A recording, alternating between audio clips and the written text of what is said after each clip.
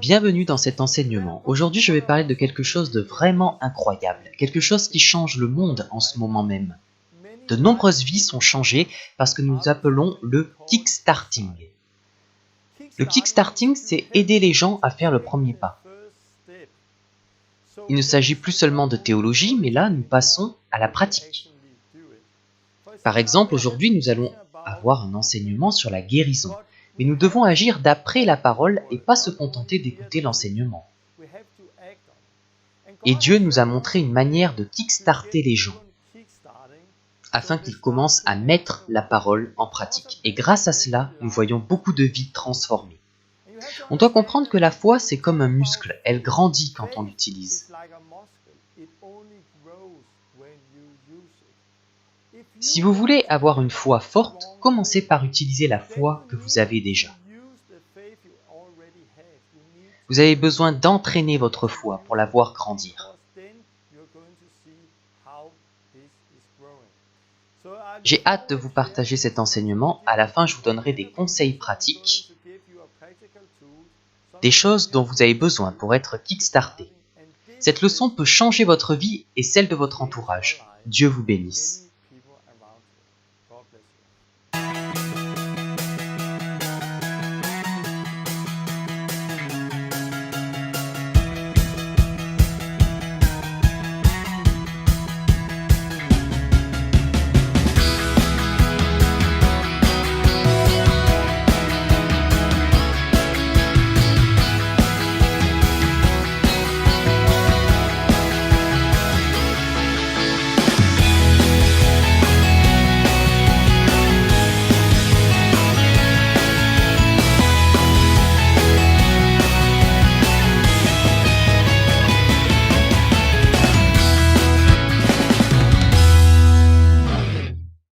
Bienvenue, c'est la 6e leçon de la Pioneer School sur un total de 20. J'ai vraiment hâte de la partager avec vous maintenant. Ce que je vais partager maintenant, c'est l'outil le plus puissant que j'ai jamais vu. Pour faire des disciples, ranimer la flamme et apporter un réveil. J'ai vu tellement de vies changer par cela. Et ce que je vais partager maintenant est en train de se répandre partout. En ce moment même, ça se répand aux Pays-Bas, en Finlande, partout en Suède. Beaucoup de choses se passent au Danemark et dans beaucoup d'autres pays. Et quand j'ai vu qu'il y avait autant de gens qui suivaient la Pioneer School, j'ai pensé que lorsque les gens saisiront ce que je vais partager cette fois, ça va changer le monde. Parce que c'est un outil vraiment très puissant. On peut l'utiliser pour voir des vies transformées, pour voir des villes entières changer.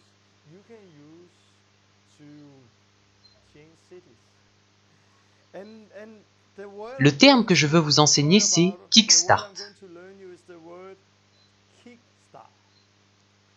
Qu'est-ce que c'est? Kickstart, c'est un mot que moi et mes amis utilisons souvent. Quand mes amis me contactent, ils disent souvent « Hey, nous venons juste de kickstarter quelqu'un. »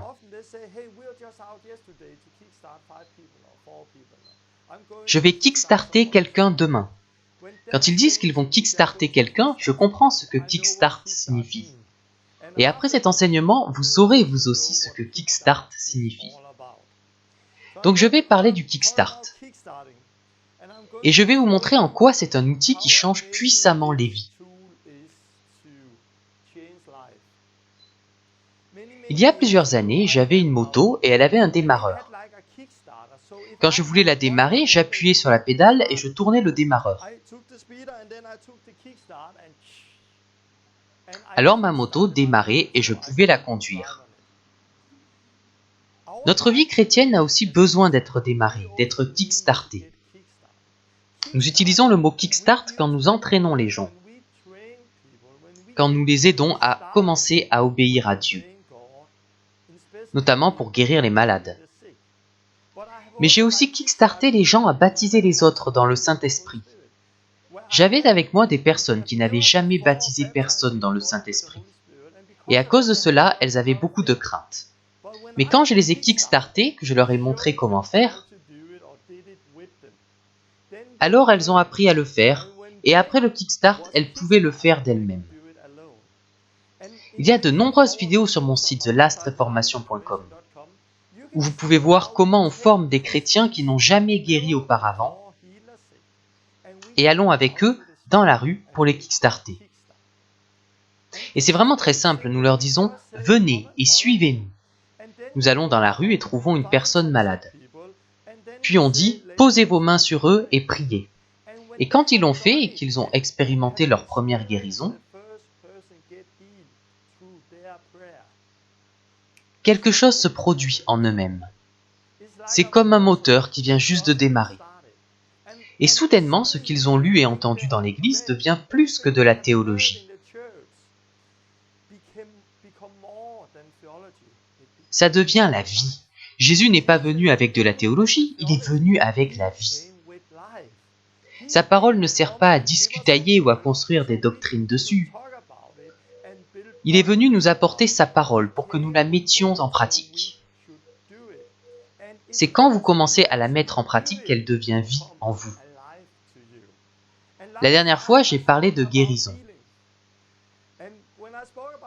Et ça a ouvert les yeux de beaucoup de gens. Mais si vous ne mettez pas en pratique ce que j'ai enseigné, si vous ne mettez pas la parole en pratique, vous vous trompez vous-même.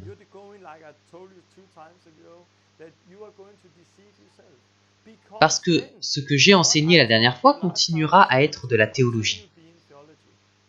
Ce sera toujours uniquement de la connaissance.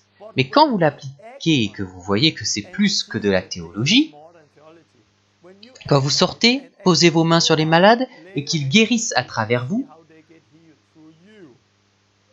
à ce moment, ça devient la vie. La première fois que vous expérimentez cela, c'est ce que nous appelons kickstart. Alors le moteur qui est en vous vient de démarrer et soudain vous dites « Waouh, j'en veux plus !» Et ce moteur en vous va complètement changer votre vie. Et quand nous kickstartons les gens avec la guérison, ça change tout, pas seulement la guérison, parce qu'alors toutes choses deviennent vie. Ça change aussi la vie de prière, la façon de lire la Bible, la recherche de Dieu dans le jeûne.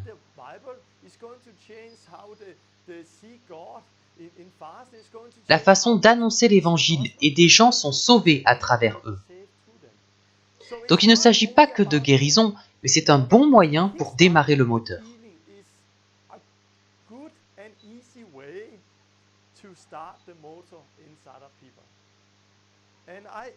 Sur mon site, vous verrez beaucoup de vidéos où des chrétiens sont juste ébahis. Et vous ne pouvez pas avoir cette expérience juste en lisant des livres.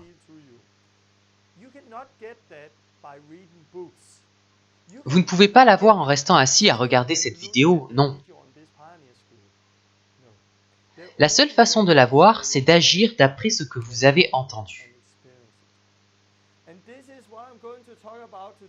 Donc je vais parler du Kickstart, comment cela a commencé pour moi,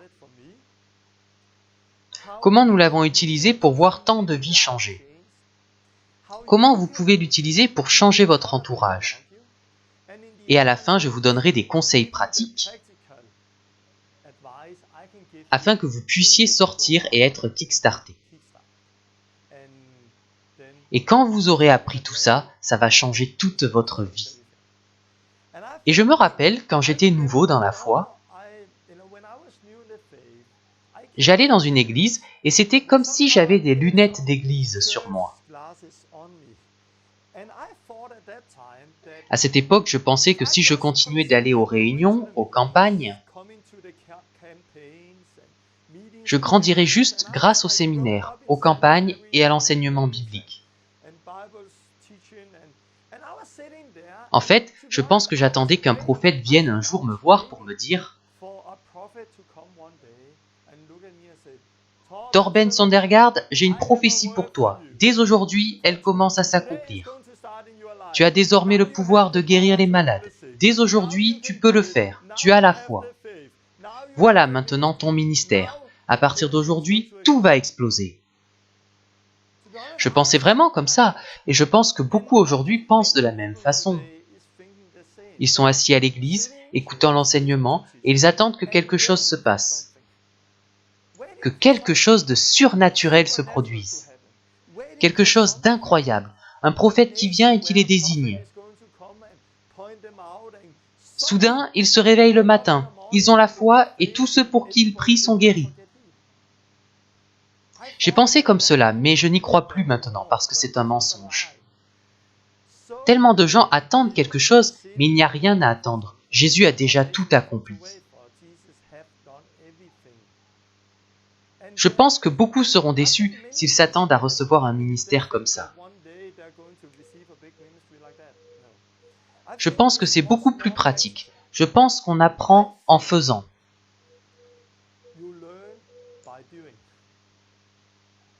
Et c'est exactement ça le Kickstart. Commencer à pratiquer pour apprendre. Encore une fois, la foi c'est comme un muscle. Elle grandit seulement quand on l'utilise. La foi est comme un muscle. Elle grandit seulement quand on l'utilise. Donc il ne s'agit pas d'aller écouter les enseignements à l'église et soudain, « Waouh, vous avez une grande foi !» Comment avoir une grande foi? En utilisant ce que vous avez déjà. Comment apprendre à faire quelque chose? En la faisant. Et quand vous pratiquez beaucoup, vous devenez bon et vous grandissez. Le Kickstart, c'est juste faire le premier pas. Et quand on a fait ce premier pas, on se dit « Hey, je peux le faire !» Et si on continue un pas après l'autre, on voit qu'on grandit toujours plus.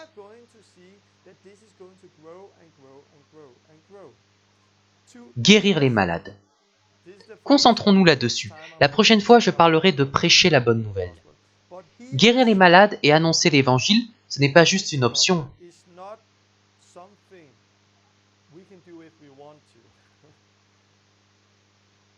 Non, c'est un ordre qu'il nous a donné. Si vous êtes un disciple de Jésus, vous renoncez à vous-même, vous prenez votre croix et vous acceptez de suivre Jésus. Et c'est ce qu'il nous demande, guérir les malades et annoncer la bonne nouvelle.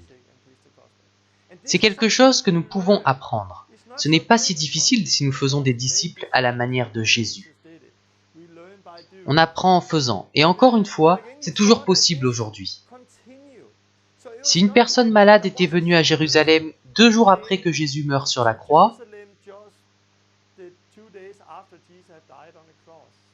elle n'aurait pas dit « Oh non, si seulement j'étais venu 2 jours plus tôt !»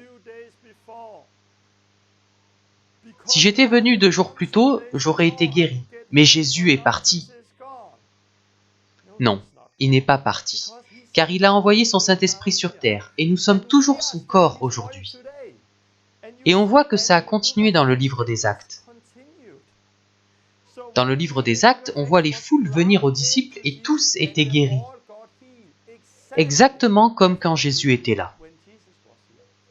La seule différence que nous voyons entre Matthieu 9,35 et Actes 5,16,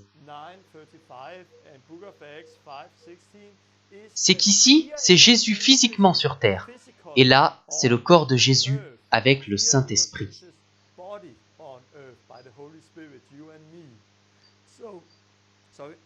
Donc Jésus est toujours le même aujourd'hui. Il n'a pas changé, même 2000 ans après.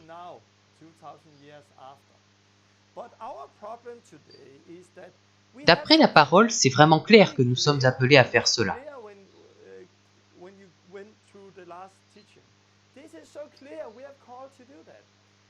Mais notre problème aujourd'hui vient de la théologie, de la religion, de la tradition. Et toutes ces choses si claires, nous les rendons impuissantes par notre théologie. Par exemple, nous disons « Tout le monde n'a pas le don de guérison ».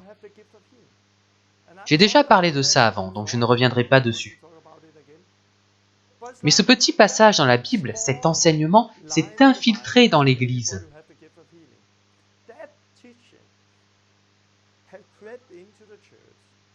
Et aujourd'hui, des millions de chrétiens sont infidèles à Dieu.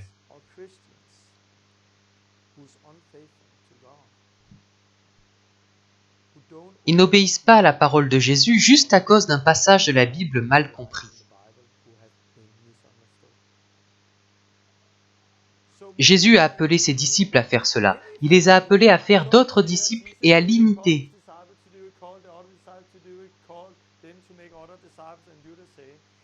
Tout est tellement clair, mais soudain, ça ne compte plus parce que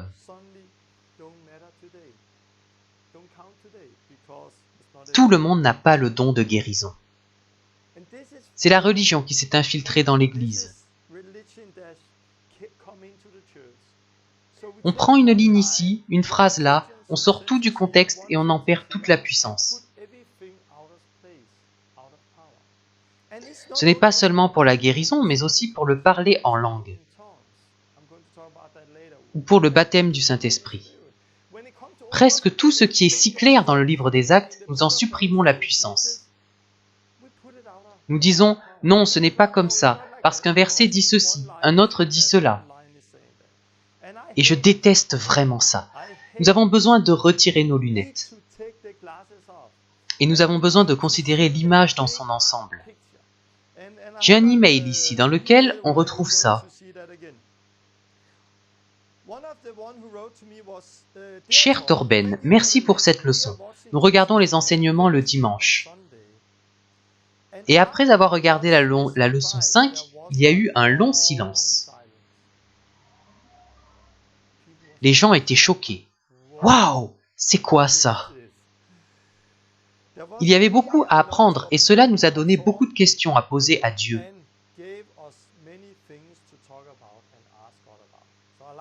J'aime ça. Mais j'ai deux questions. Toutes les personnes pour qui tu as prié ont-elles été guéries? Et je peux dire que non, pas encore, parce que je suis toujours en train d'apprendre.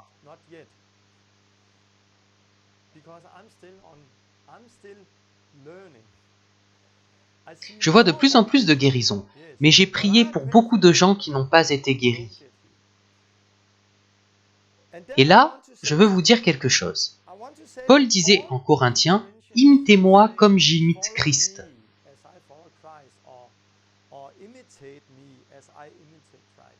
Et je vous dirai la même chose, « Imitez-moi comme j'imite Christ ». Cela signifie que là où j'imite Christ dans ma vie, vous devriez aussi m'imiter.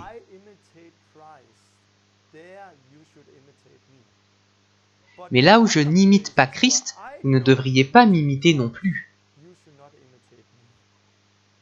Mais je veux vous dire que c'est très tentant de me poser une question. As-tu fait ceci? Et je réponds non. Ah, alors je n'ai pas besoin de le faire non plus.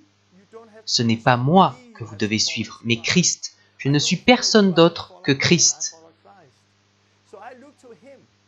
Je regarde à lui. Quand je fais des erreurs, quand je manque de maturité dans un domaine, n'en faites pas une excuse, parce que ce n'est pas moi qu'il faut imiter dans ce domaine. C'est le Christ. Imitez-moi seulement dans les domaines où j'imite Christ. Je veux souligner cela parce que dans cette leçon, je vais vous donner des conseils pratiques.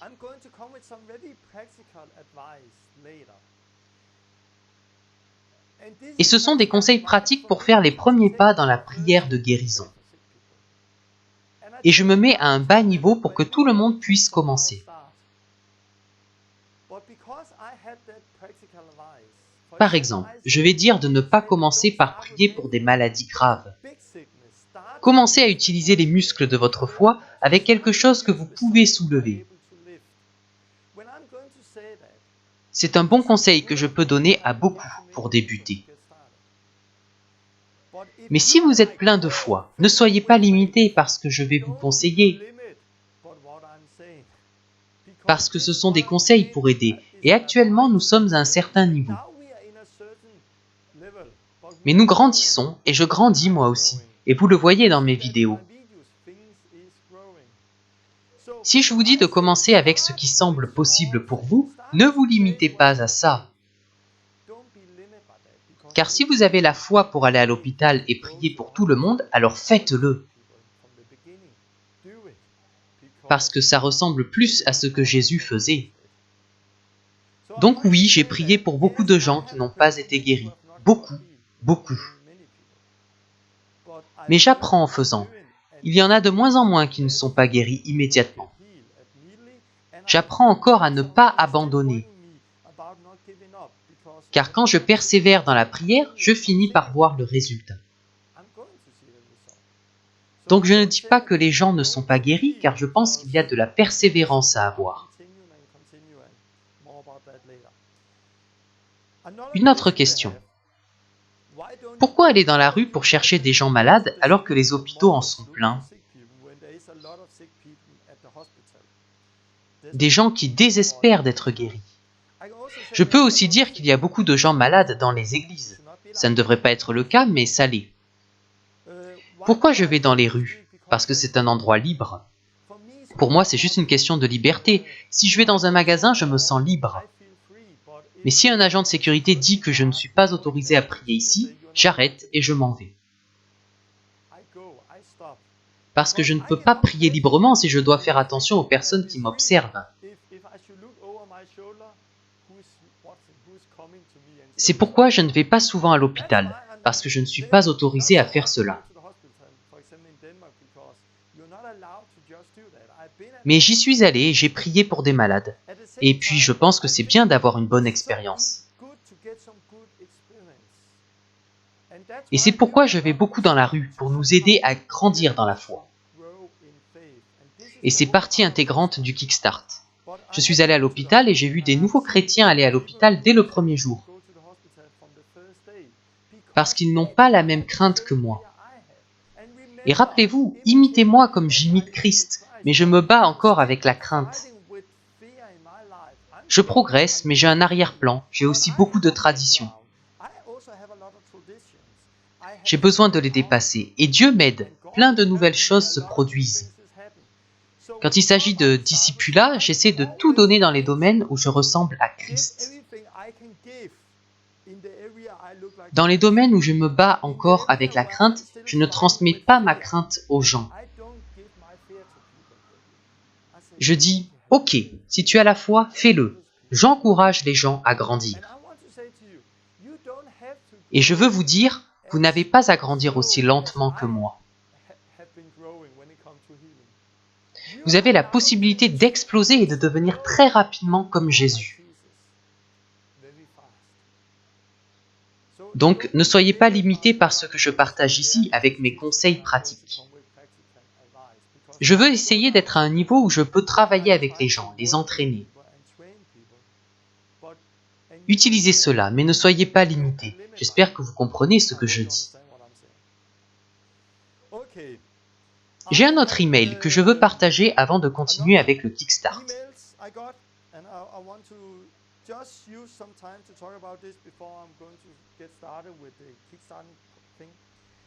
Quelqu'un m'a écrit « Shalom Torben, merci pour la vidéo, j'ai beaucoup pleuré en la regardant. C'est ce que j'attendais depuis des années. J'ai une question sur Jacques 5,16. C'est au sujet du refus de pardonner qui est une porte ouverte au péché et à la maladie. Et je crois cela, que le refus du pardon et le péché peuvent ouvrir une porte. Mais d'après Jacques 5,16, on dirait qu'il faut pardonner avant de pouvoir être guéri.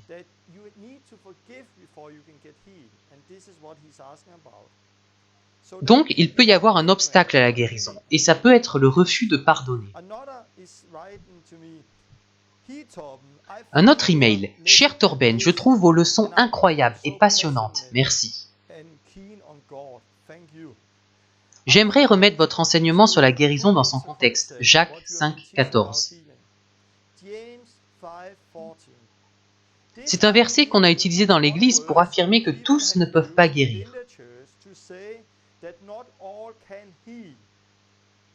Que tous ne sont pas en position pour guérir ou n'ont pas assez d'expérience pour cela. Ce sont deux lettres que j'ai eues au sujet de Jacques 5,16. Nous allons voir tout ça. Je reviens sur ce qu'il vient d'écrire. Vous n'avez pas la bonne position pour guérir. Et vous n'êtes pas assez expérimenté pour cela. Réfléchissez à cette dernière affirmation. Vous n'êtes pas assez expérimenté. Quand quelqu'un vous dit cela, c'est tellement fou, c'est tellement stupide. Si je vous disais, vous ne pouvez pas baptiser parce que vous ne l'avez encore jamais fait.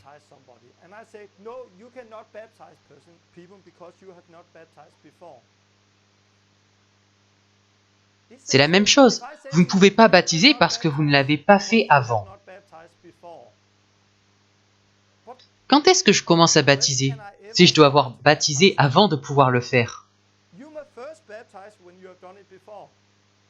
On ne peut pas dire ça, ou dire qu'on ne peut pas à cause du manque d'expérience.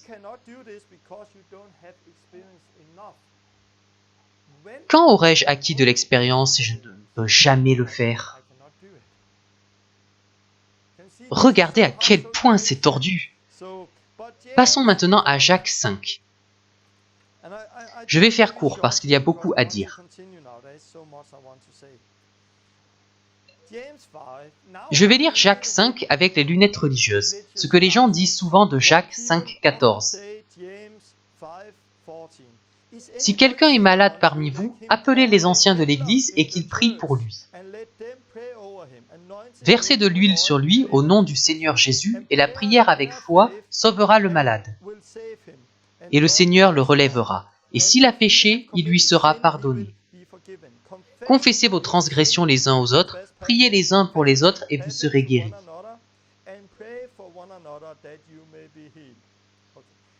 Voici ce que disent les lunettes. Si quelqu'un est malade, seul un ancien peut prier pour lui. Tout le monde ne peut pas le faire, car seul un ancien peut le faire. Alors ils vont voir le malade et très saintement ils versent l'huile et font une prière spéciale.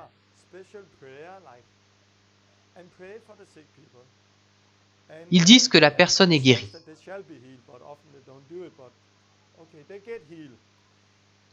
Et ces personnes sont malades à cause du péché dans leur vie.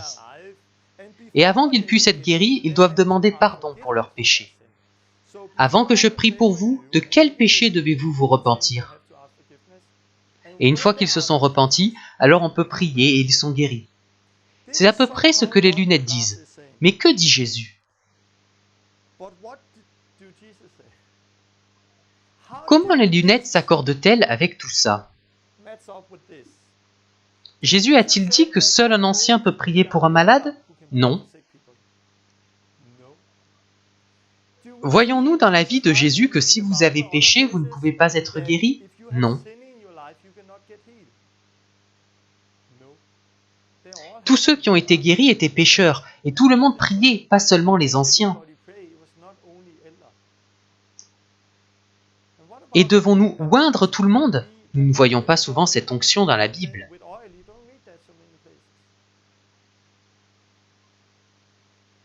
Que faisons-nous quand un passage de la Bible s'oppose à ce que le reste affirme clairement?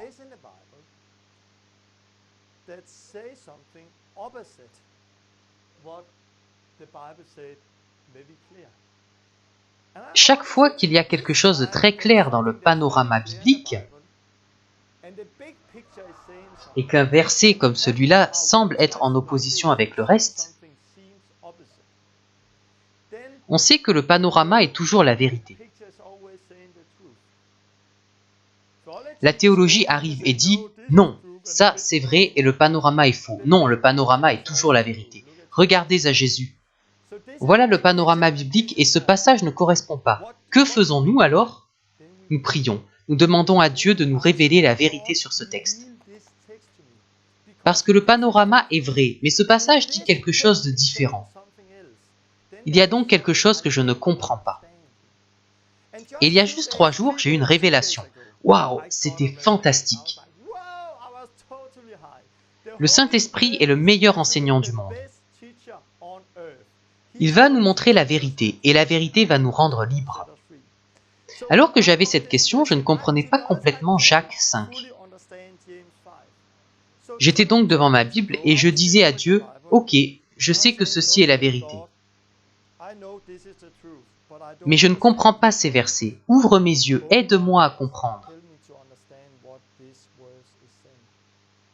Soudain, le Saint-Esprit est venu et Dieu m'a montré la vérité. C'est fantastique.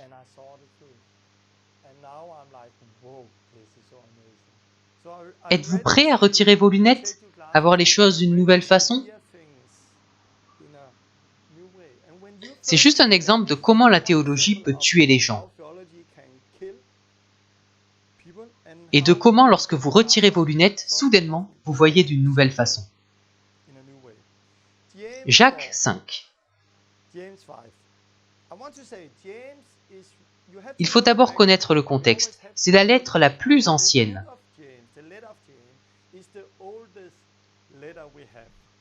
C'est une lettre qui a été écrite dans les débuts de l'Église.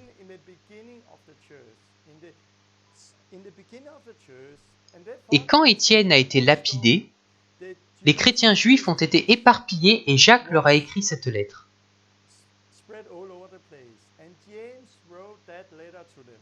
C'est une lettre très ancienne, destinée en grande partie à des nouveaux dans la foi.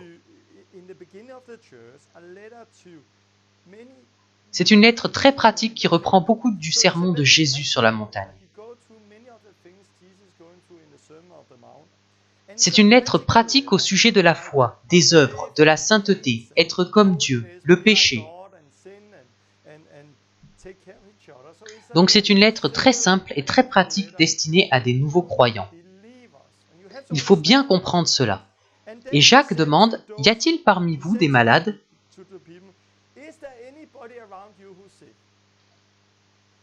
Parmi vous peut signifier beaucoup de choses. Ce n'est pas forcément le chrétien le plus rempli du Saint-Esprit, non. Il a demandé, « Y a-t-il parmi vous des malades? Laissez-les appeler les anciens de l'Église. »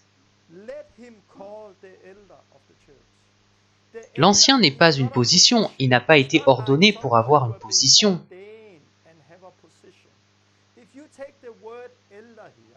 Ce mot « ancien » dans ce passage est le même que dans le fils prodigue, dans Luc 15. Le fils aîné travaillait dans les champs. Ce sont les mêmes mots ici, aîné et ancien. Un autre passage dans Actes 2, 17. Les jeunes gens auront des visions et les vieillards des rêves. C'est encore le même mot, mais avec nos lunettes, nous pensons que ancien est une position. Non, ancien signifie juste plus expérimenté, plus âgé. Mais dans l'Église, ancien n'a pas forcément de rapport avec l'âge. C'est souvent le cas. Car plus on est âgé, plus on a d'expérience. Mais ancien peut aussi signifier mature. Appelez les chrétiens anciens, matures de l'Église, et laissez-les prier. Puis nous voyons l'onction d'huile. Rappelez-vous, c'est au début de l'Église. Les Juifs connaissaient l'onction selon leur tradition. L'huile était une chose par laquelle ils pouvaient avoir de la foi et comprendre de quoi il s'agissait.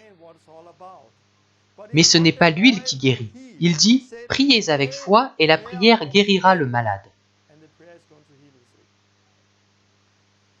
Donc il dit « Y a-t-il quelqu'un de malade ? Alors appelez quelqu'un de plus mature et laissez-le prier pour vous.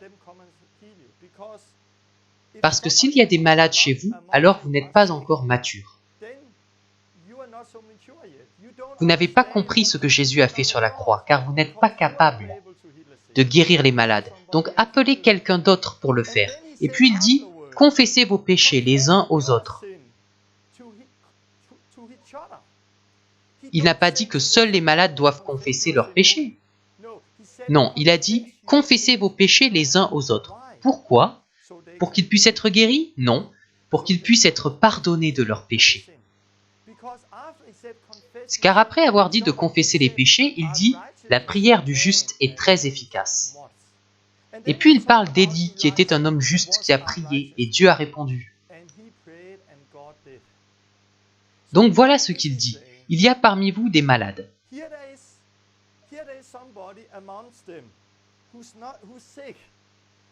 Ok, appelez d'autres personnes, des anciens plus matures, et laissez-les guérir les malades.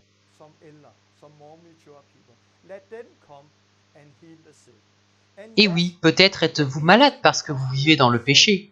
Repentez-vous et vous serez sauvés. Et il leur dit, confessez vos péchés les uns aux autres. Pourquoi? Parce que 1 Jean 1,9 dit, si nous confessons nos péchés, il est fidèle et juste pour nous les pardonner et pour nous purifier de toute iniquité. Dès qu'ils se sont confessés leurs péchés, ils deviennent justes car Dieu les a pardonnés. Et alors ils peuvent prier et les gens sont guéris. Donc le malade n'a pas besoin de se confesser pour être guéri.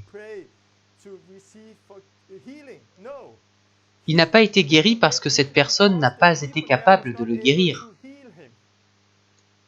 Parce qu'elle a elle-même du péché dans sa vie. Donc il dit, appelez quelqu'un qui est juste, afin qu'il prie avec foi et vous guérisse. Et avez-vous du péché? Confessez vos péchés et vous n'aurez plus à demander l'aide d'un ancien. Car tout le monde peut guérir les malades. Vous voyez, soudain ça prend un tout autre sens.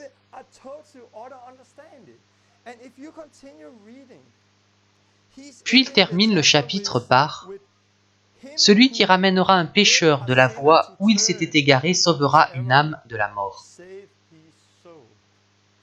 Il dit ça juste après. La Bible n'utilise jamais le mot pécheur pour un chrétien qui marche avec Dieu.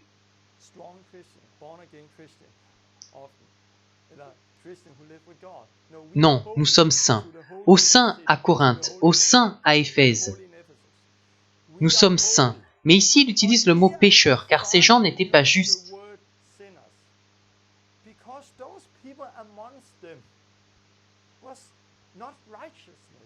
Et c'est pourquoi il ne pouvait pas guérir les malades.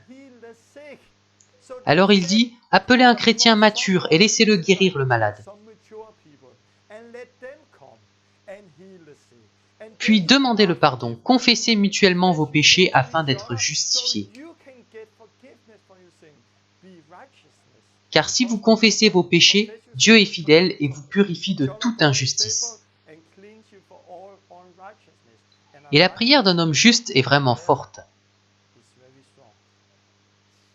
Vous voyez, ça c'est ce que la parole dit. Je sais que j'ai pris beaucoup de temps pour parler de ça, mais c'est très important. Le Kickstart, comment cela a commencé? Ça a commencé pour moi il y a 6 ans. J'avais un enseignement au sujet de la guérison. Ça s'appelait « Guérir les malades en 1 heure ».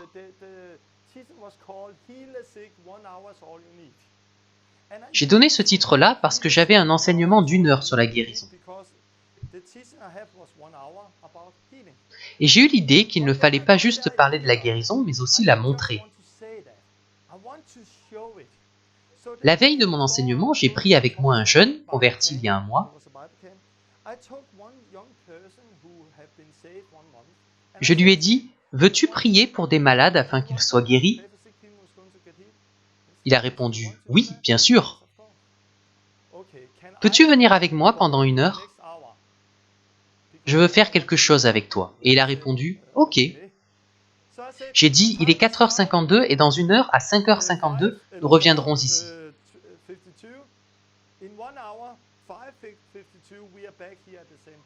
Tu es prêt? Monte avec moi dans la voiture. Et nous sommes allés en ville ensemble. En arrivant, je lui ai dit, suis-moi. J'ai prié pour des malades et ils ont été guéris. J'ai dit, tu as vu ça? Maintenant c'est à toi. J'ai trouvé un malade. Il a prié, cette personne a été guérie elle aussi. 1 heure plus tard, nous étions de retour. Nous sommes revenus. Merci beaucoup. Et je lui ai dit, n'en parle à personne. Parce que je vais utiliser cela demain pour le séminaire et ça doit être une surprise. Et il était d'accord, mais quelque chose d'autre s'est produit. Que s'est-il passé? Il est allé partout pour dire à tout le monde ce qu'il venait de faire. Quand j'ai vu cela, je me suis dit, intéressant. Je lui ai interdit d'en parler. Mais il ne pouvait pas s'empêcher de parler à tout le monde de ce qu'il venait de vivre. Et c'est comme ce que nous lisons dans la Bible. Les disciples ne devaient pas parler de Jésus, mais ils ne pouvaient s'empêcher de raconter ce qu'ils avaient vécu, vu et entendu. Et c'était la même chose avec ce jeune, et je trouvais ça intéressant. Alors une lutte a commencé dans mon cœur parce que je crains Dieu et je veux ce qui est juste. Et mes lunettes religieuses me disaient, si ce n'est pas de l'amour, ne le fais pas. Ça doit être guidé par l'esprit, et je n'étais pas guidé par l'amour à ce moment. Je n'étais pas guidé par l'esprit, j'avais fait cela juste pour avoir un témoignage à présenter.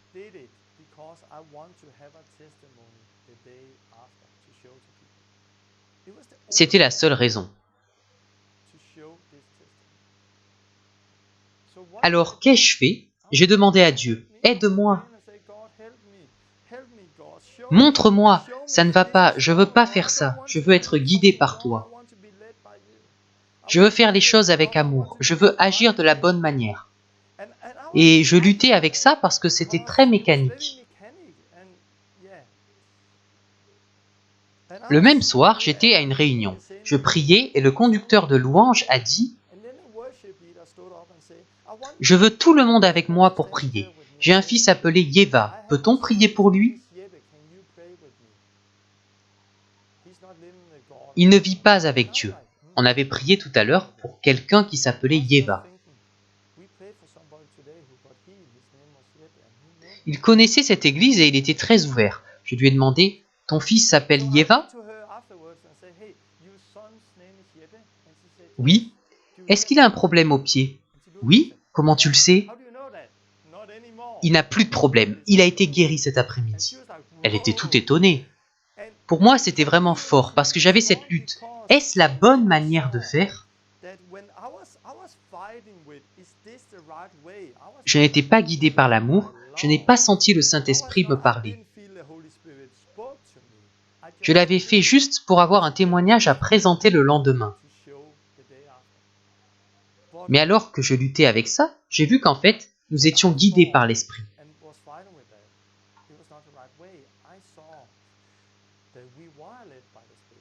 Parce que nous avons été une réponse à sa prière ce soir-là. Et ce n'était pas moi qui avais prié pour son fils, mais c'était le jeune converti.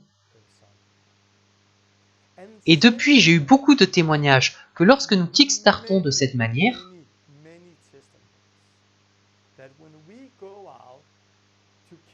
effectivement, on dirait qu'il n'y a pas d'amour. Mais l'amour n'est pas toujours un sentiment.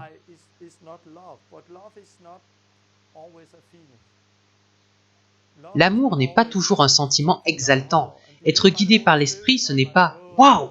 Non, c'est vraiment très pratique. Dieu a dit de le faire, alors on le fait. Et quand on le fait, on est guidé par l'esprit, qu'on le ressente ou non. Et j'ai tellement de témoignages à ce sujet. Si on n'a pas l'amour, on ne peut rien faire. Même si on se livre soi-même aux flammes, ça ne compte pour rien du tout. Donc on n'a pas seulement besoin d'amour pour guérir les malades, on a besoin d'amour pour vivre. Mais l'amour est versé en nous par le Saint-Esprit.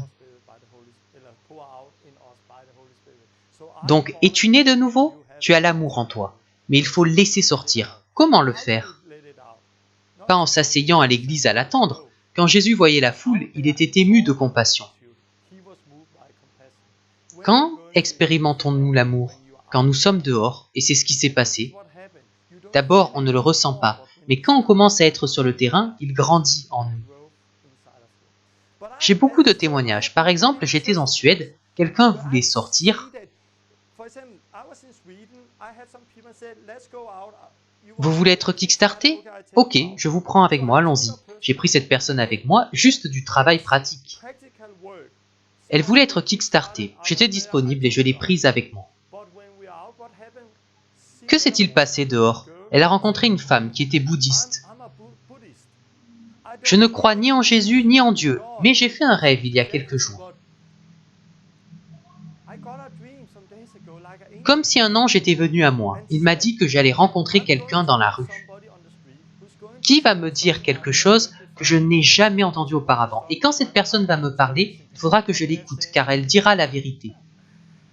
Nous avons beaucoup de témoignages comme ça. Quand nous sommes dehors, Dieu nous guide. Mais pas quand on reste assis à la maison à ne rien faire. Non, mais quand on obéit. C'est comme ça que le Kickstart a commencé pour moi. Mais ensuite, j'ai arrêté. Parce qu'à l'époque, je ne comprenais pas à quel point c'était puissant. Quelques années plus tard, mon ami Tommy, qui n'avait jamais mené quelqu'un à Christ, qui n'avait jamais guéri un malade, jamais baptisé de personne d'eau ou du Saint-Esprit, je l'ai contacté. Il avait été baptisé, il avait vraiment rencontré Dieu avec puissance. Il avait seulement été baptisé en tant qu'enfant dans l'église d'État. Il a donc été baptisé, délivré, et beaucoup de choses se sont produites dans sa vie. Un jour, je suis allé le visiter. Son épouse m'a écrit « Tommy veut que tu le kickstartes. »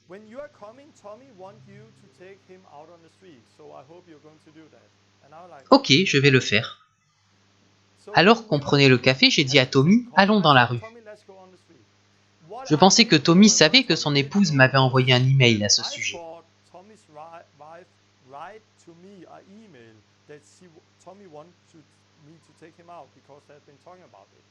Mais ils n'avaient pas parlé ensemble de ce sujet. Elle en avait assez de l'entendre parler sans agir.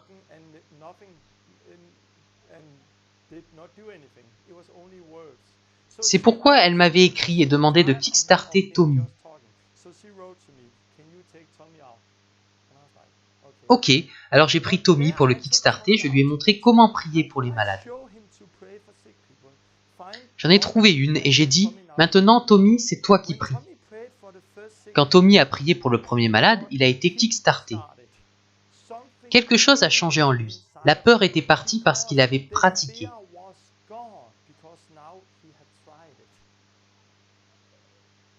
Il avait de la peur jusqu'au moment où il a fait le premier pas et qu'il a vu que ça marchait. Et quand il a été kickstarté, ça a changé quelque chose en lui. Un moteur a démarré. C'était il y a 1 an et demi. Depuis, il a prié et guéri des malades chaque semaine. Lui et son épouse ont mené 18 personnes sans arrière-plan chrétien à Christ en 2 ans.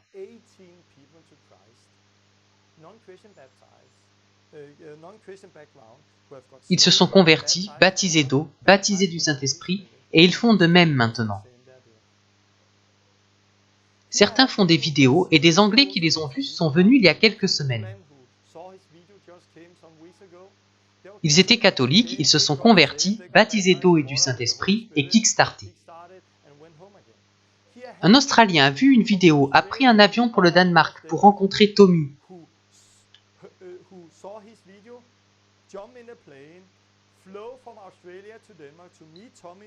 Et être kickstarté. Il est rentré chez lui et il continue là-bas. Donc à partir de ce kickstart dans la vie de Tommy, 18 personnes ont été sauvées et beaucoup d'autres kickstartées. Il y a juste un mois, un professeur de sciences du Danemark l'a rencontré pour être kickstarté. Elle s'est repentie dans le même temps car elle a vu que c'était plus que de la théologie. Elle a vraiment rencontré Dieu. Elle est devenue radicale pour Jésus. Son témoignage a été publié dans le plus grand journal chrétien du Danemark. Elle a kickstarté un de ses amis qui allait à l'église depuis des années.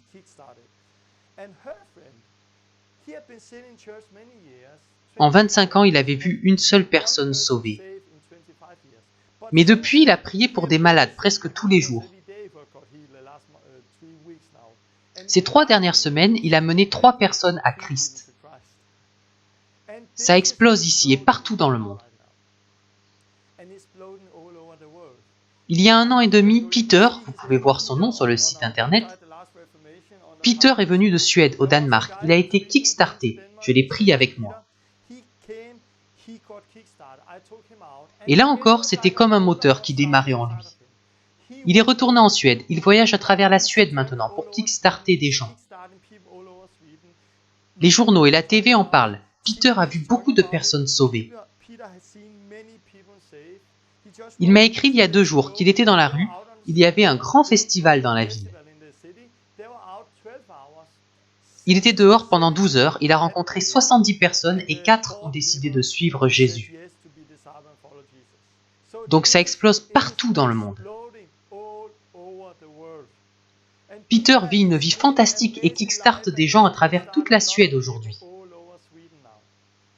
Et j'ai des témoignages comme ça, des gens qui ont été kickstartés en Suède, Finlande, Hollande. J'y étais, vous le voyez dans notre dernière vidéo, j'ai kickstarté quelques personnes, qui ont kickstarté d'autres personnes, qui ont kickstarté à leur tour. Et l'une de ces personnes a prié pour une femme qui s'est levée de sa chaise roulante. Elle ne pouvait pas marcher sans aide depuis 2 ans et elle est rentrée chez elle à pied. C'est la chose la plus puissante que j'ai vue. C'est comme un moteur qui démarre en eux. Car ce n'est plus de la théologie, c'est la vie et la puissance avec lesquelles Jésus est venu. Ce n'est pas que de la guérison, j'ai vu des gens lutter parce qu'ils doutaient de Dieu. Je les ai kickstartés et ils commençaient à pleurer. Oh, c'est tellement incroyable! Et tout a changé dans leur vie. Ils n'ont pas seulement appris à guérir des malades, non. Leur vie de prière a changé. Ils veulent vivre une vie sainte car tout à coup, Dieu est là. Ce n'est plus juste de la théologie, il est réel. Alors on peut vivre une vie sainte. Alors on commence à prier, à jeûner et à grandir, grandir, grandir. Et je peux prendre n'importe quel chrétien, facilement l'entraîner, l'enseigner, le kickstarter, lui apprendre à guérir les malades, à chasser des démons et à mener des gens à Christ. Et je pense que le kickstart va changer le monde. Ça a changé le Danemark, la Finlande, la Suède, la Hollande. Ça change aussi en Amérique, un peu partout maintenant. Les gens sont kickstartés. Et la seule chose que nous faisons, c'est faire des disciples dans la rue. Prenez quelques personnes et dites « Venez et suivez-moi ». Trouvez quelqu'un pour qui prier et donnez-leur l'opportunité de le faire. Dites-leur « Maintenant c'est à ton tour ». Je ne prie pas à côté pour qu'ils pensent que leur prière guérit, alors que c'est la mienne. Non, je regarde simplement leur visage et ce que Dieu va faire. Waouh, il est guéri, elle est guérie. Et les chrétiens sont étonnés. Je peux donner des témoignages pendant des jours sur le Kickstart. Regardez nos vidéos. Je prends des adolescents avec moi pour les kickstarter. Et je l'utilise aujourd'hui non seulement comme outil pour atteindre les gens, parce que Jésus veut aussi que nous l'utilisions comme un outil pour faire des disciples, pour entraîner les gens et allumer en eux un feu pour Dieu. J'utilise cela, et encore une fois, je vois Dieu le confirmer. Je vois que Dieu aime ça.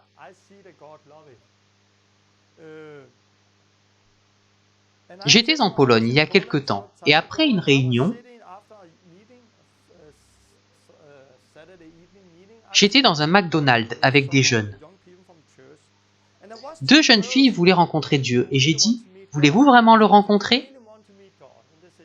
Voulez-vous vraiment rencontrer Dieu ?» Elles ont dit, « Oui. » Ok, faites tout ce que je vous dis pendant les 10 prochaines minutes et vous allez rencontrer Dieu. Vous êtes prêtes? Elles me regardaient comme si j'étais fou. J'ai dit, vous êtes prêtes? Oui. Levez-vous, suivez-moi. Et quand nous sommes sortis, j'ai demandé à quelqu'un, excusez-moi, êtes-vous malade? Oui. J'ai dit à la fille, prie une courte prière. Il a été guéri. Une autre personne, elle a prié et la personne a été guérie. 10 minutes plus tard, nous sommes retournés au McDonald's. Les filles étaient sans voix.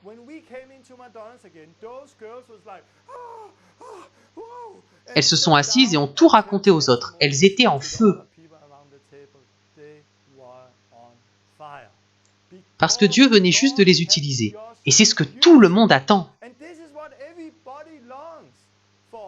Nous ne sommes pas appelés à regarder les autres faire, mais à être utilisés par Dieu. Il n'y a rien de plus grand que cela, expérimenter Dieu qui nous utilise. Et ces filles étaient complètement en feu. Pendant des années, quand je voulais que quelqu'un rencontre Dieu, je l'invitais à une conférence. J'espérais qu'un prophète dirait « toi » et que cette personne rencontrerait Dieu. Mais souvent, elle ne rencontrait pas Dieu pendant la réunion. Elle ne voyait pas Dieu. Des fois, elle le rencontrait, mais souvent ce n'était pas le cas. Maintenant, ce que je fais, si quelqu'un veut voir que Dieu est réel et le rencontrer, je dis juste « suis-moi, on va dans la rue et on trouve des personnes malades ». Parce que dans la rue, il y a toujours quelque chose qui va se produire. À chaque fois, ça change la vie. Donc utilisez cela comme un outil pour allumer un feu chez les gens.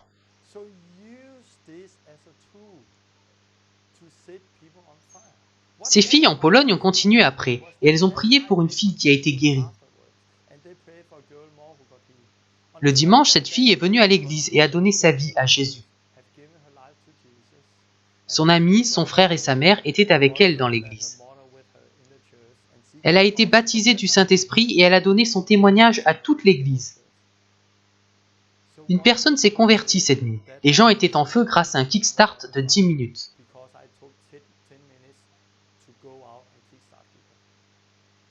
C'est un outil puissant. Je veux dire à ceux qui savent aller dans la rue et prier pour les malades. Utilisez cet outil pour allumer le feu chez les gens. J'ai un ami qui m'a contacté il y a 2 jours. Torben, c'est tellement puissant. C'est ce que je fais depuis. J'ai parlé de ça à l'église. Une femme était en feu il y a des années, mais elle a perdu ce feu.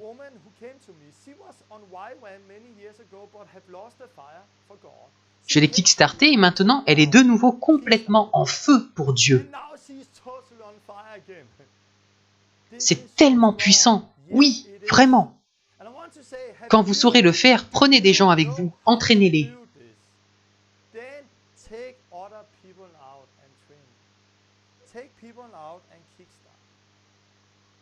Maintenant, j'en viens à la pratique. Comment faire en pratique? On apprend en faisant. La foi est comme un muscle, elle grandit seulement si on l'utilise. Aujourd'hui, le problème dans l'église, c'est que beaucoup n'ont jamais utilisé leurs muscles. Donc s'ils veulent soulever quelque chose de lourd, ils n'y arrivent pas. Pourquoi? Parce qu'ils n'ont jamais utilisé leurs muscles, ou bien seulement avec des choses lourdes.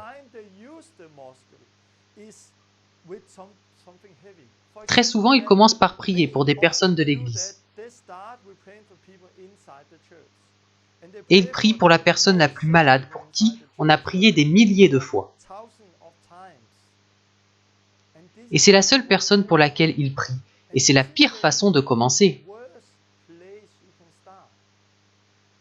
Parce que dans l'église, il y a tellement de religiosité et de tradition.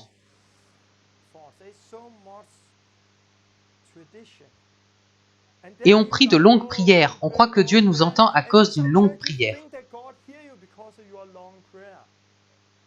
Non. Pour commencer, il faut sortir de l'église. Je suis avec vous, a dit Jésus. En dehors de l'église, les gens n'ont pas le même état d'esprit. Ils ne pensent pas qu'ils seront entendus à cause de leurs nombreuses prières et tout ça. Dieu, tu me guéris? Non. Dehors, c'est plus facile. Les gens commencent aussi par leur famille. Mais c'est difficile parce que si ça ne marche pas, ils vont penser « il a fait une mauvaise prière ».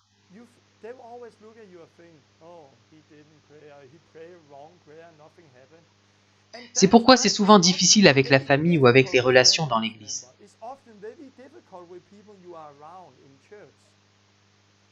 Mais quand vous allez vers des inconnus, alors c'est différent. Parce qu'ils ne vous demandent pas « avez-vous le don de guérison ?» Ils ne savent rien du don de guérison. Ils ne savent pas que c'est la première fois pour vous.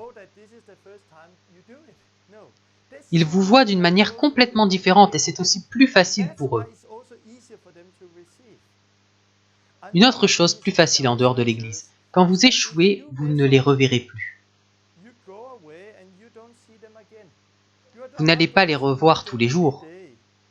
Et c'est pourquoi c'est plus facile de commencer avec des gens que vous ne connaissez pas. Donc essayez de faire ça. Rappelez-vous, la foi est comme un muscle. Si quelque chose pèse 50 kg, je n'arrive pas à le soulever, mais je suis capable de soulever 5 kg. Que faire? Continuer d'essayer de soulever 50 kg? Oh, je n'ai pas de foi, je ne suis pas capable. Non, vous pouvez soulever beaucoup, peut-être pas 50 kg tout de suite. Mais si vous ne pouvez pas soulever 50 kg, ça ne signifie pas que vous ne pouvez rien soulever. Nous commençons souvent avec la personne la plus malade de l'Église. Et parce que nous ne sommes pas capables de voir cette personne être guérie, nous pensons que nous ne pouvons guérir personne. Bien sûr qu'on peut. Si vous avez la foi pour être sauvé, vous l'avez aussi pour guérir les malades. Mais est-ce que j'ai besoin d'être baptisé du Saint-Esprit et d'eau avant de commencer? Non, c'est important, j'en parlerai plus tard, mais vous n'avez pas besoin. Si vous avez la foi pour être sauvé, vous l'avez aussi pour guérir les malades. Mais beaucoup commencent avec les 50 kilos, mais ils n'en sont pas capables. Laissez les 50 kilos, sortez, gagnez de l'expérience et faites grandir votre foi. Commencez avec 5 kilos. Une fois que vous êtes bon avec 5 kilos, passez à 10 kilos. Après les 10 kilos, vous passez aux 20 kilos et finalement, vous soulevez 50 kilos. Pour beaucoup, c'est la bonne façon de commencer. Voyez votre foi comme un muscle. Elle grandit seulement quand vous l'utilisez. Y a-t-il quelque chose que vous ne pouvez soulever? Alors, allez trouver autre chose et commencez avec ça. Qu'est-ce que 5 kilos ou 2 kilos? Allez dans la rue, trouvez quelqu'un, peut-être un jeune, et dites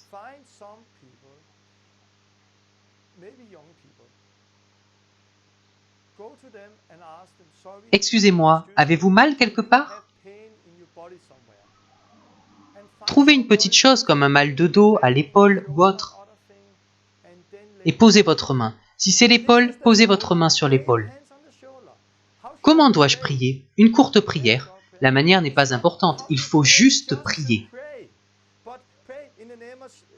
Je dis à cette épaule d'être guérie au nom de Jésus. Puis dites, essayez. Si ça ne marche pas la première fois, réessayez. Au nom de Jésus, sois guéri, essayez. Vous ne pouvez peut-être pas porter 5 kilos, peut-être seulement 1 kilo. Priez donc 5 fois parce qu'alors vous avez soulevé 5 kilos. Vous comprenez?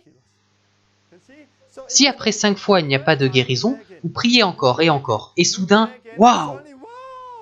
La personne est guérie et vous êtes waouh! Trouvez quelqu'un qui a mal au dos. Dites, excusez-moi, avez-vous mal quelque part? Et elle répond oui.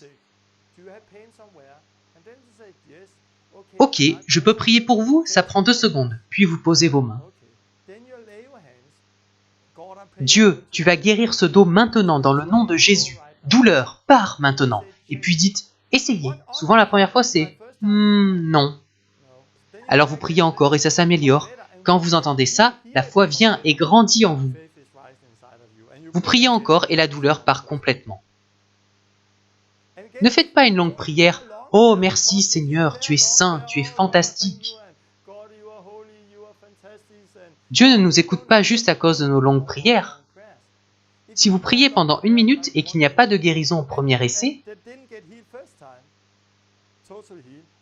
et vous dites « Je peux prier encore ?» Il répond « Non, je n'ai pas le temps » et il s'en va. Mais avec une courte prière « Merci Dieu parce que tu guéris le dos au nom de Jésus » Non.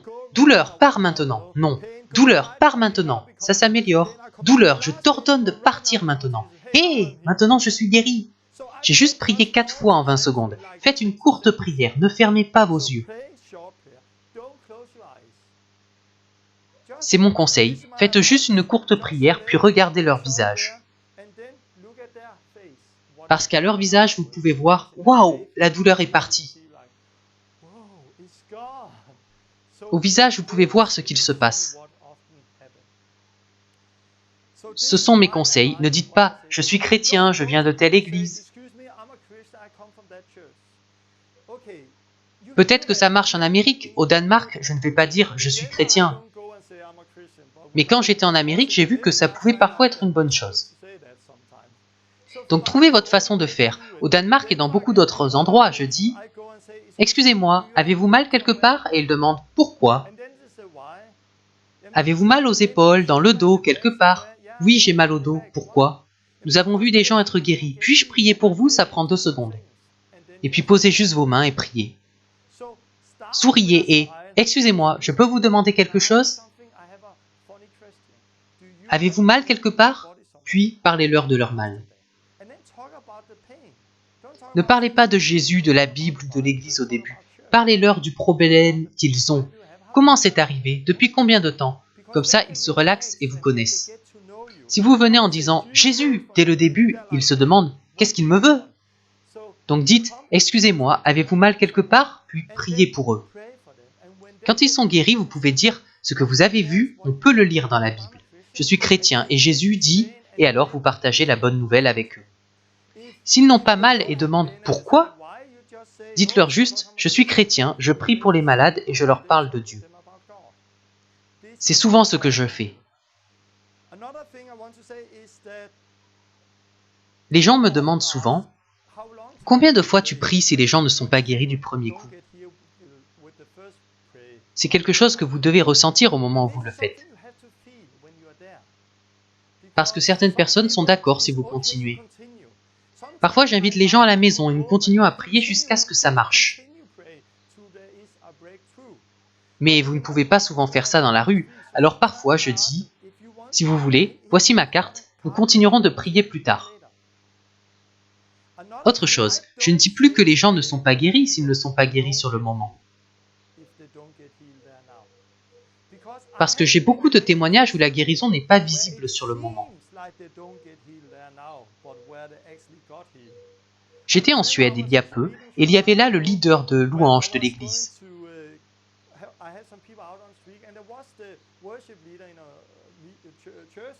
J'ai vu une fille et j'ai dit au leader de louange, « Viens avec moi, Dieu veut faire quelque chose. »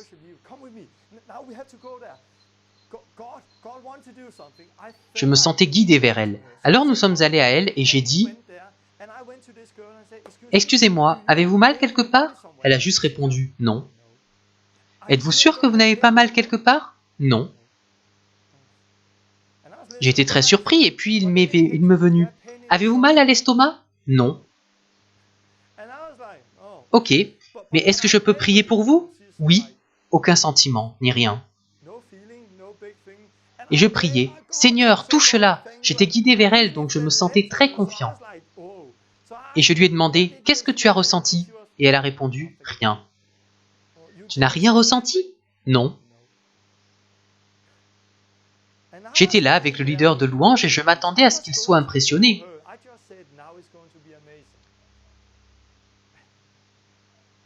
Mais rien ne s'est produit.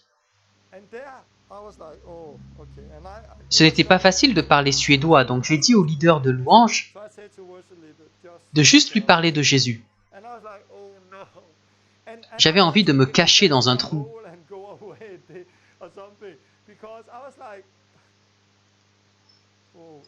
C'était une expérience que je voulais oublier, et j'ai essayé.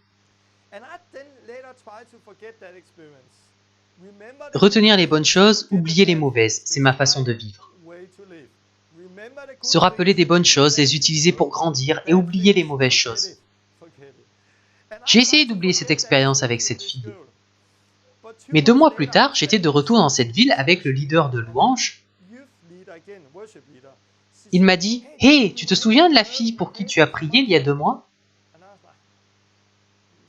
J'essaye d'oublier. Pourquoi remuer le couteau dans la plaie?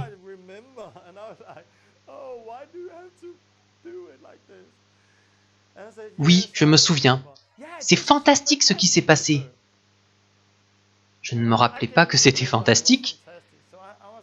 Qu'est-ce que tu veux dire? Tu n'es pas au courant? De quoi? 1 mois plus tard, j'étais en ville et cette fille est venue en courant. Elle m'a dit, « Vous vous souvenez que vous et cet homme avez prié pour moi ?» Oui. Il m'a demandé si j'avais un problème à l'estomac, j'avais répondu non. J'ai eu ce problème toute ma vie, mais j'avais peur de l'admettre. Et quand il a prié, j'ai été guéri et depuis, je n'ai plus de problème. Il a prié encore une fois et m'a demandé si j'avais rencontré Dieu et j'ai répondu non. Mais j'ai vraiment rencontré Dieu et j'ai pensé à ça pendant tout le mois.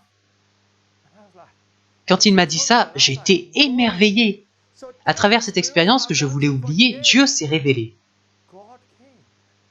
Et il m'a dit, tu veux la rencontrer? Comment ça? Nous sommes amis maintenant. Oui, appelle-la. Elle est venue et a rencontré Dieu une fois de plus. Ce que je pensais être une mauvaise expérience était en fait un grand témoignage.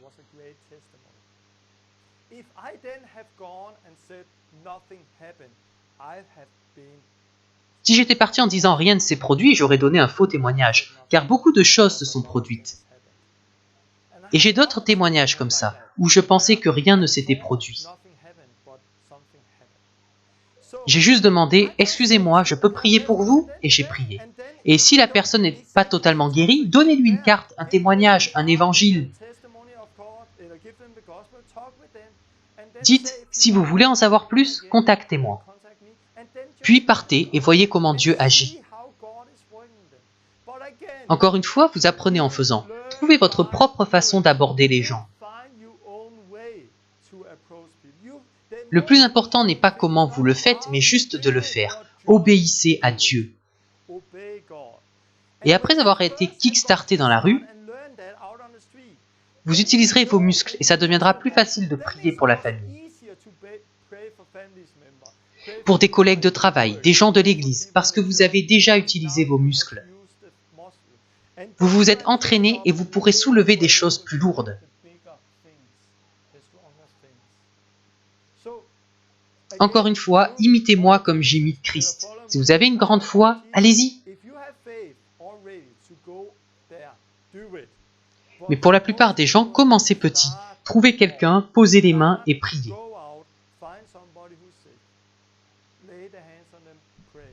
Faites-le une fois, puis une deuxième, et soudain vous pouvez soulever de grandes choses.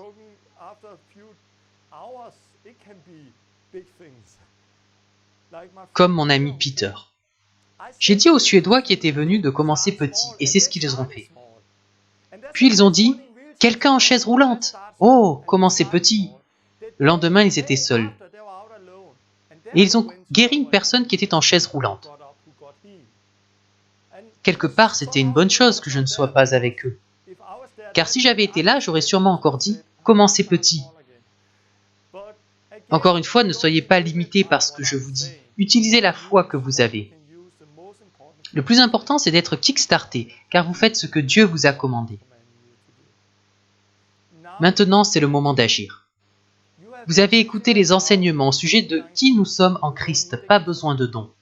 Dieu a appelé tout le monde à le faire. Il vous a appelé. Vous avez entendu qu'il ne s'agit pas de connaissance, mais d'obéissance.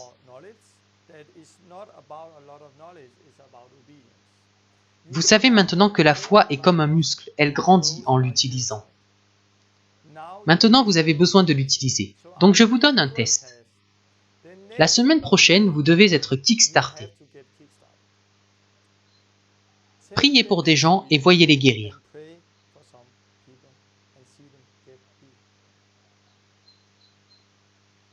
Je vous encourage à faire ce que je vous dis.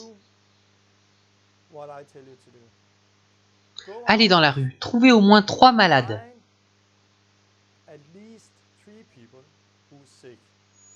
Des inconnus. Dites, excusez-moi, je cherche quelqu'un de malade. Quelqu'un qui a mal quelque part. Trouvez quelqu'un qui souffre. Souvent, le plus difficile n'est pas de prier, mais de trouver quelqu'un pour qui prier. Souvent, il faut demander 10, 20, 30 fois avant de trouver. Et votre audace grandit en pratiquant. Trouvez quelqu'un, dites « Excusez-moi, avez-vous mal ?» Quand vous avez trouvé une personne, vous posez les mains sur elle et si elle n'est pas guérie la première fois, ne vous arrêtez pas. Priez au moins 3 fois. Trouvez 3 personnes, priez au moins 3 fois.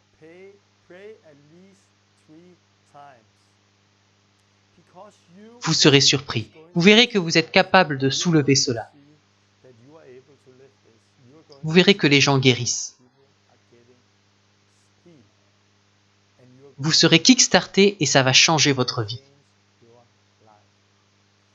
Vous n'avez pas besoin de quelqu'un d'autre pour être kickstarté. Comme mon ami Don, il m'a dit « Torben, viens et kickstarte-moi ». Je ne peux plus attendre, mais je veux attendre car je veux que tu me kickstartes.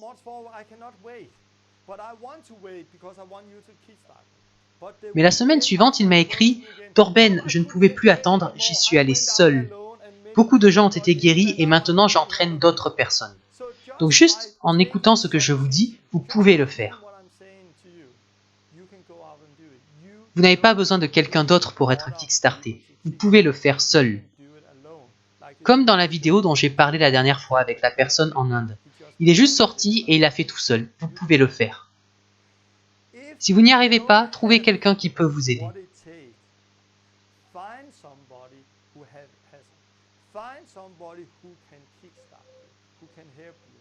Même s'il n'a jamais prié pour les malades, il sera peut-être plus à l'aise pour aborder les gens. Trouvez une telle personne. Dieu m'a parlé hier. Je dois diffuser les 6 premières leçons pour que tout le monde y accède. Donc ces 6 premières leçons sont publiées sur Internet maintenant. Donc vous n'avez plus besoin d'aller sur la Pioneer School. Donc prenez cette leçon, trouvez quelqu'un dans votre église, un chrétien plus courageux que vous. Regardez cet enseignement ensemble et décidez d'aller dans la rue et d'essayer. Oui, mais puis-je prier pour les gens alors que je suis moi-même malade? Si vous êtes malade, vous avez besoin de le faire. Donnez et il vous sera donné. Si vous donnez votre pain aux pauvres, vos plaies seront guéries, dit la Bible. C'est tellement important si vous êtes malade d'entraîner vos muscles. Et vous faites cela en priant pour d'autres personnes. Oui, vous priez si vous êtes malade. Oui, vous pouvez prier si vous n'êtes pas encore baptisé du Saint-Esprit. Oui, vous pouvez prier si vous n'êtes pas encore baptisé d'eau. Oui, vous pouvez prier si vous avez encore des luttes dans votre vie. Car quand vous êtes kickstarté, cela peut vous aider à faire les autres choses. Mais c'est important d'être baptisé d'eau et de faire les autres choses dont je vais parler plus tard.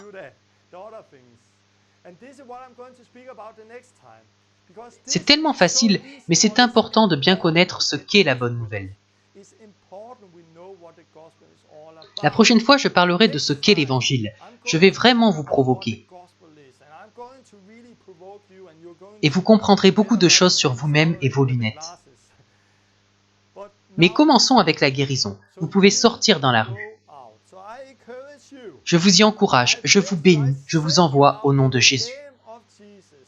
La semaine prochaine, priez pour la première personne. Soyez kickstartés.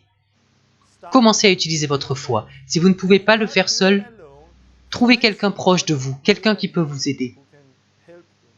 Si vous ne trouvez pas, nous essayerons de trouver des gens autour de vous. Nous avons des gens en Hollande, en Suède, au Danemark et en France. Je pense que dans le futur, nous aurons des gens partout dans le monde qui pourront kickstarter. Mais pour l'instant, ce n'est pas le cas. Donc trouvez quelqu'un et écrivez-moi quand vous serez entraîné. Je suis prêt à kickstarter d'autres personnes. Et à ce moment, on pourra vous utiliser pour former d'autres personnes. Donc je vous encourage, sortez. J'ai vraiment hâte d'avoir des témoignages. De partout dans le monde, d'entendre qu'une première personne a été guérie à travers vous. Et plus tard, une autre personne. Et plus tard, le muscle de votre foi aura grandi. Et ce sera des témoignages de plus en plus grands. Vous mènerez des gens à Christ. Vous les baptiserez dans l'eau et dans le Saint-Esprit. De nouvelles églises verront le jour.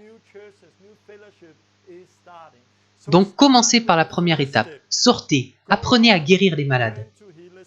Par cette étape du kickstart. La prochaine fois, je prendrai beaucoup de temps pour parler de la bonne nouvelle. Ce qu'est l'Évangile afin que vous ne soyez pas trompés, que vous l'annonciez aux autres. Et qu'eux non plus ne soient pas trompés. On va voir des chrétiens forts qui se sont repentis, qui ont été baptisés du Saint-Esprit, ont pris leur croix et suivi Jésus. J'ai hâte d'entendre vos témoignages. Que Dieu vous bénisse.